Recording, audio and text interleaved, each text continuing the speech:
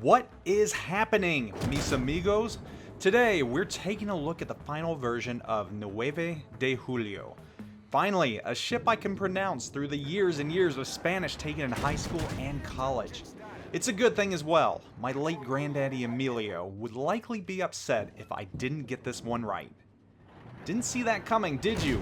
Old Zoopy is part Spanish. In fact, my great-great-grandfather fought in the Spanish-American War. For Spain! But then he immigrated to America and fell in love with the USA so much he gained citizenship and volunteered to fight in World War I.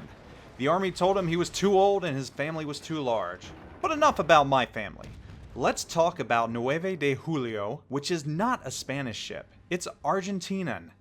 First and foremost, Nueve de Julio means 9th of July. That's the year in 1816 in which Argentina declared independence from Spain. Their Independence Day. Nueve de Julio did not start off as an Argentinian ship.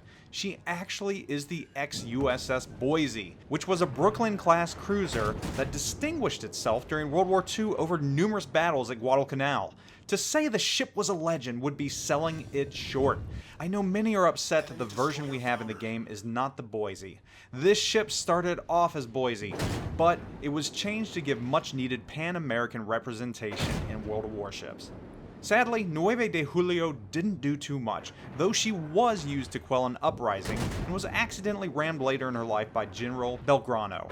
And now here she is, in World of Warships. Similar in appearance to the USS Helena, which is a St. Louis-class cruiser, the Nueve de Julio is a Brooklyn-class cruiser which actually preceded the Helena.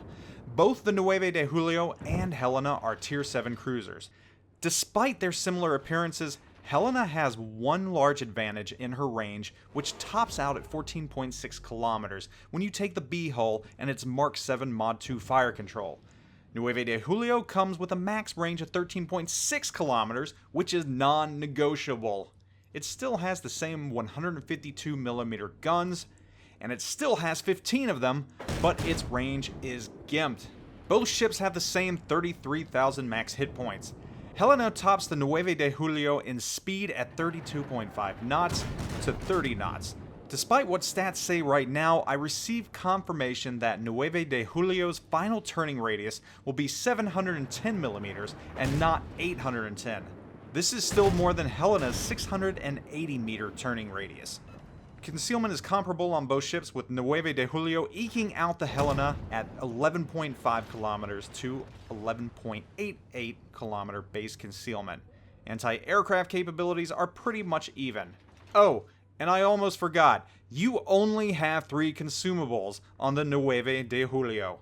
Also, one of those slots, you need to choose between hydro and defensive fire. Helena has 4 slots, with those 2 consumables in separate slots. What? Yeah, so right now you're probably wondering if this is some kind of sick joke. You're also wondering why you would want to buy a gimped Helena when the Helena is already one of the best Tier 7 cruisers in the game. There's one thing that I have not mentioned yet. Nueve de Julio has the ability to heal. She carries Repair Party, and not only that, the heal is reminiscent of Royal Navy heal capabilities. You can heal back a ton of health. Of course, that's a double-edged sword because you don't have a lot of health to begin with. And that there is the gimmick. You get a gimped Helena that has a heal. Now, I don't want to sell the Nueve de Julio short. The stats might be off-putting, but that heal can keep you in the fight well past the point a Helena would succumb. You still have 15 barrels on this ship, and they can do very dirty things to destroyers that wander too close. This thing chews destroyers up and spits them out like they were nothing. But despite the fact that the ship is bristling with teeth, she still has a decently high skill ceiling. You'll need to be aware of your surroundings and use terrain to your advantage. However, the short range limits your ability to fire over terrain at targets. It's not like you can loft HE shells a decent distance away like Helena or Cleveland from behind cover. This ship requires a firm and patient hand. Those that can tame her will likely do better in her than in the Helena because of the Repair Party. Still, Nueve de Julio is an acquired taste. I had decent success in her, but it came mostly at close range battles taking out destroyers. For myself, the lack of range was too much to overcome.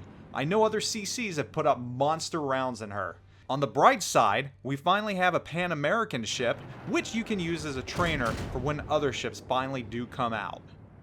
So there you have it, the Tier 7 Premium Pan-American Cruiser Nueve de Julio, ex-USS Boise. Thanks for watching, hope you all are doing fantastic. Zoop out.